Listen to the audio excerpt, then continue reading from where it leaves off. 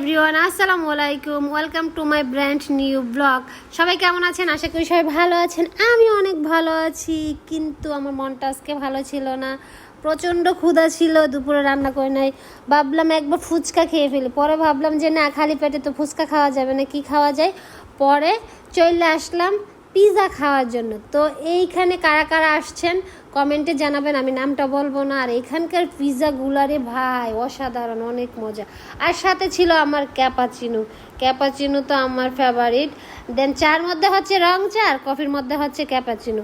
তো অনেকে ক্যাপাচিনো খাইতে পারে না, কারণ অনেক স্ট্রং থাকে। যারা খেতে পারে না তারা সুগার অ্যাড করে খাইলেই চলবে। ওরা কিন্তু সুগারের 2টা স্ল্যাশে দেয়। ক্যাপাচিনোর লুকটা কিন্তু অনেক সুন্দর, দেখেন কত সুন্দর, ওয়া ওয়া ওয়া।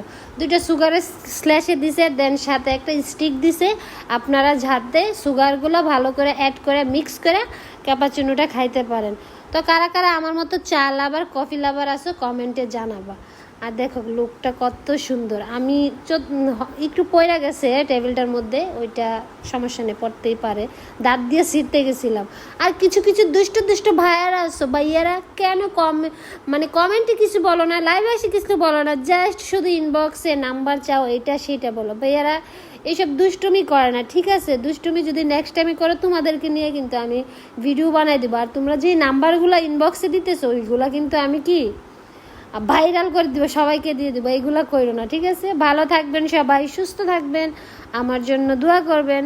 আর এই যে দেখতেই পারতেছেন চিনিগুলো ভালো করে মিক্স করে তারপর খেয়ে ফেলবো। কি স্বাদ, সেই স্বাদ। সবাই ভালো থাকবেন, টাটা, আল্লাহ হাফেজ।